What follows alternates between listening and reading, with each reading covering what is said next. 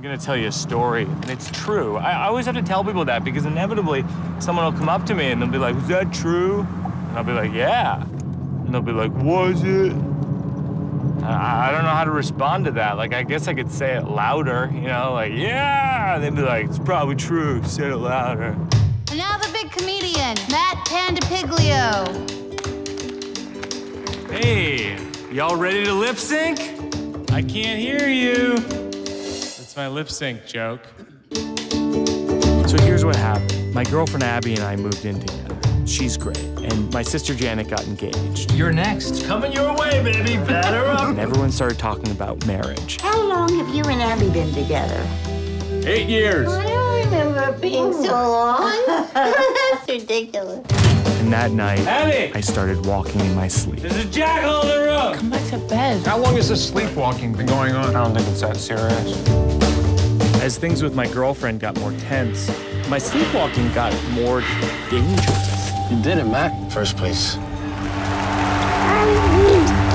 Thank you! This is the first time I remember thinking, maybe I should see a doctor. And then I thought, maybe I'll eat dinner. I went with dinner. So I wanted to begin by asking you sort of about the process of adapting your stage play into a film, writing, directing, starring, and of course, Ira, how you became involved. I imagine it has something to do with your collaboration on American Life. Yes, and to answer briefly, I mean, basically he just invited me to help out. It's not such a great story, but yeah, the other part of this will be better. What's the other part? The part how about it adapting. came to Well, adapting it was like truthfully, like many drafts, like really like 15 drafts, a lot of readings, a lot of things that are similar to how I develop my other projects, which is like, you know, in this case, it was like Joe and Seth and Ira, and I just kind of like taking our draft of it and like going in and needling stuff and saying, well, this scene doesn't work, and this scene needs to hit this point more, and just kind of like pushing through. I mean, one of the things that was hard to figure out in terms of making it into a film is we were adapting it from a one-man show, so it's just Mike on stage telling the story, and so it wasn't clear, like, should he even narrate? And when we first wrote drafts of the script, we were very like filmy about it. We're just like, well, that's kind of a hack move to have a narrator in a movie, to have like, you know, one of the characters talk to the audience. And so our early drafts didn't have that at all, because we're just like, well, let's really make a movie. And then we cut together the film, and there were things that weren't getting laughs that had gotten laughs in the one-man show, and beats that just felt differently, and we ended up adding, there's narration of Mike in the car talking to the audience. Yeah, I was going to ask about breaking the fourth wall. Was that something that you wanted to do, or but you're saying that it sort of came later? We had initially done it in the shooting, and it didn't quite work in a kind of a Ferris Bueller-ish kind of way. Like the characters would be in the and then scene, all of a and sudden we'd look at the camera and go, well, here's how it's going. And then turn back to the action. And there's something about it that felt like it was selling out what was happening in the present. And making the scenes seem fake. Making the scenes seem fake, and like also less funny because the scenes were inherently a little sad. Right. What was happening was a little sad, and so if I'm commenting on it in real time, and I'm being so kind of haphazard about it, like blah, blah, blah, like I don't know what the word would be for that, but it's just like it's like you're not feeling it. You're in the scene, but you're not feeling it completely because you're able to leave it and talk to somebody else. Right. So then when we went back, we reshot these scenes in the car where I'm looking at the camera and narrating directly to camera in the past tense, and somehow it being in the past tense. In the past tense, I'm saying like, this happened to me back when. What happened when we injected that is that the laughs in the whole movie went through the roof. Like the whole movie, like every scene.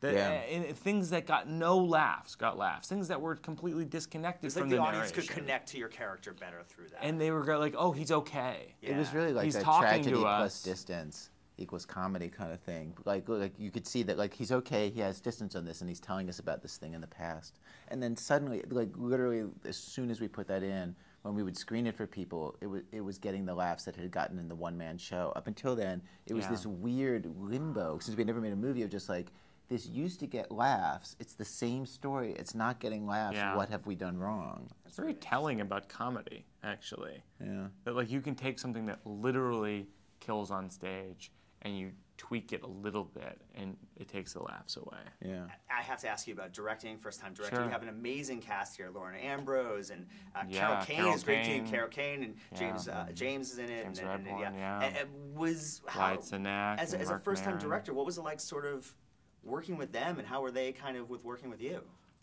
They were great. I mean, this is my best analogy for a first-time director, which is it's like showing up to a field trip in 7th grade, and you get on the bus, and instead of sitting on the bus, you say, "Hey guys, I'm gonna drive the bus." And people are like, "What? You don't know how to drive the bus?" And you're like, "I know, but I've been watching the bus driver. I feel like I have the hang of it. I've been watching other bus rides. I have my favorites and my lesser favorites. I feel like I have a bus driving aesthetic that's going to carry us through this bus ride." And some people at that point are like, "I'm getting off the bus." And that was definitely the case. We lost some passengers in some points of the process. But then, people mostly stayed on, and we got to our destination, and it was, I don't even blame people who got off the bus. Like some people who got off the bus, it's like, yeah, they've been in the bus when it goes off a cliff. There's a lot of people in the movie business who've gone off a cliff, Yeah. so it's like I don't even blame them. But it's hard getting people to trust you. But I actually think because It's a pretty I told chill it, cast. Like overwhelmingly, it's a very chill cast, and like Carol Kane was a real sweetheart, and like James people were is great. And James would do stuff in takes that we wouldn't realize till we got into the editing room. James Redhorn has been in a million movies. He's in Meet the Fockers, and he's in Scent of a Woman, and he's on TV all the He's time. on White Collar, on TV. And like the first day of shooting, we shot a scene in a his kitchen. IMDb page is so long it'll crash your computer. Exactly. And so we shot this scene one of the first scenes we shot the first day was this scene where in a kitchen where the four main characters are having a meal together. And there was a prop problem with a cake, and we weren't sure if it was going to cut together. And so our editor very quickly cut it together while we still had the set existing. And we were looking at the takes, and in every take, James will say a line, and he'll like raise his arm up, and then he'll like do this on the next line. And literally, like every time the camera's in a different position, he always moves his arm in the same way at the same spot. And we're like, this is what's going on in his head? Like we had no idea that he was like doing the he's giving us continuity. a different performance each time, so we have more to choose from.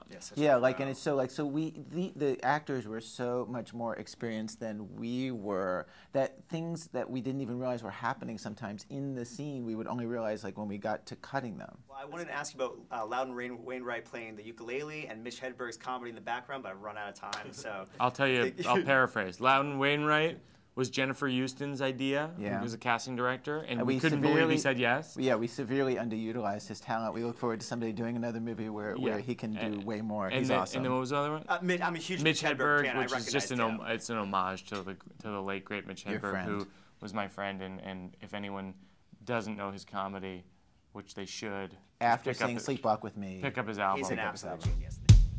I've decided I'm not gonna get married until I'm sure that nothing else good can happen in my life. You should say that on stage.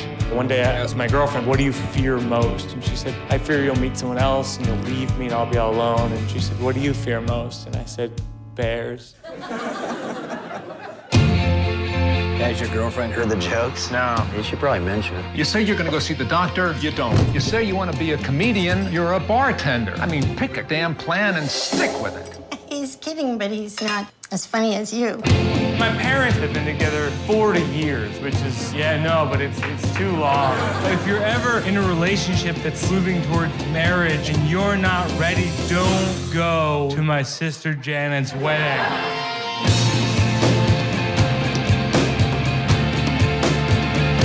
Nice shirt, loser. Sorry. No, I like it. It's nice.